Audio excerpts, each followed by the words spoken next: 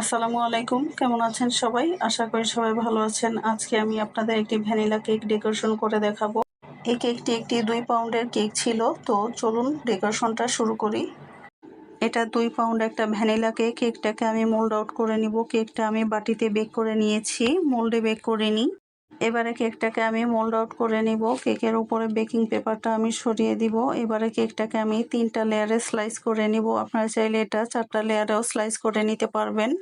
কেকটা কিন্তু খুবই স্পঞ্জি ছিল। কেকটাকে আমি 3টা লেয়ার করছি, আপনারা চাইলে 4টি লেয়ারও করতে পারবেন। কেকটাকে আমি স্লাইস করে নিয়েছি। এবার কেক বোর্ডটা আমি ক্লিন করে কেক বোর্ডের উপর সামান্য পরিমাণে ক্রিম লাগিয়ে নিব। কেক বোর্ডের উপর সামান্য পরিমাণে ক্রিম লাগিয়ে এবার কেকের স্লাইসটা দিয়ে উপরে আমি সুগার সিরাপ দিয়ে দিব।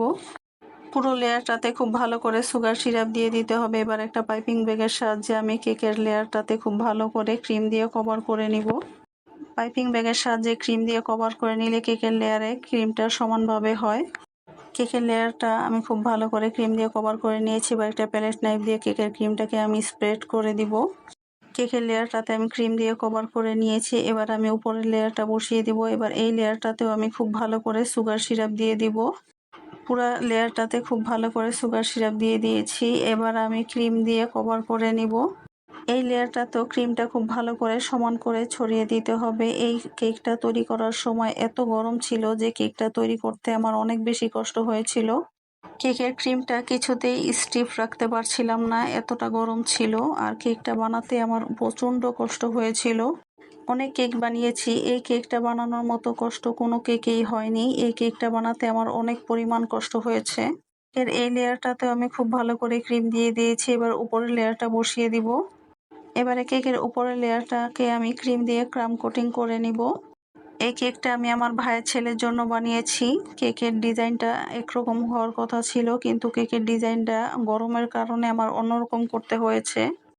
কেকটাকে ক্রাম কোটিং করে আমি ফ্রিজে রেখেছিলাম আধা ঘন্টার মতো। এবারে কেকটাকে আমি পুরো ক্রিম দিয়ে কভার করে নিব। এবারও আমি পাইপিং ব্যাগের সাহায্যে ক্রিম দিয়ে কভার করে নিচ্ছি। পাইপিং ব্যাগের সাহায্যে ক্রিম দিয়ে কভার করে নিলে খুব ইজিভাবে ক্রিম দিয়ে কভার করা যায় আর খুব সহজেই ফিনিশিং করা যায়। কেকের সাইডগুলো আমার ক্রিম দিয়ে কভার করে নেওয়া হয়ে গেছে। এবার কেকের উপরের সাইডটাও আমি ক্রিম দিয়ে কভার করে নিব। কেকটা বানানোর সময় এত পরিমাণ ঝামেলা হচ্ছিল যে কেকটা আমার বানাতেই ইচ্ছা করছিল না, এতটা পরিমাণ কষ্ট হয়েছিল। বলতে বলতে আমি কেকের সাইডগুলো খুব ভালো করে ফিনিশিং করে নিয়েছি। কেকের উপরের সাইডটাও ফিনিশিং করে নিব। উপরে আমি প্যালেট নাইফ দিয়ে একটা ডিজাইন করে নিব। এবারে একটা মেরুন কালারের ক্রিম দিয়ে আমি কিছু গোলাপ তৈরি করে নিব। ক্রিমটা এতটা গলে যাচ্ছে যে গোলাপটাও ঠিক মতো তৈরি হচ্ছিল না। গোলাপটা তৈরি করতেও আমার অনেক বেশি কষ্ট হয়েছিল। ফুলটা আমি কিভাবে তৈরি করছি দেখে বুঝতে পারছেন। কেক ডেকোরেশন ভিডিওটা এতটুকুই রেকর্ড হয়েছে, আর বাকিগুলো রেকর্ড হয়নি। এবার ফুলগুলো আমি সাইডে বসিয়ে দিব। এইভাবে আমি ফুলগুলো তৈরি করে নিব, ছোট বড় করে, একটা ছোট একটা বড় এমনভাবে তৈরি করব। কেকের ফুল ডেকোরেশন ভিডিওটা আমার ক্যামেরায় রেকর্ড হয়নি, তাই আমি শেষে ছবি অ্যাড করে দিলাম। কেক ডেকোরেশনটা কেমন হয়েছে সবাই কমেন্ট করে জানাবেন। সবাই ভালো থাকবেন, সুস্থ থাকবেন। আল্লাহ হাফেজ।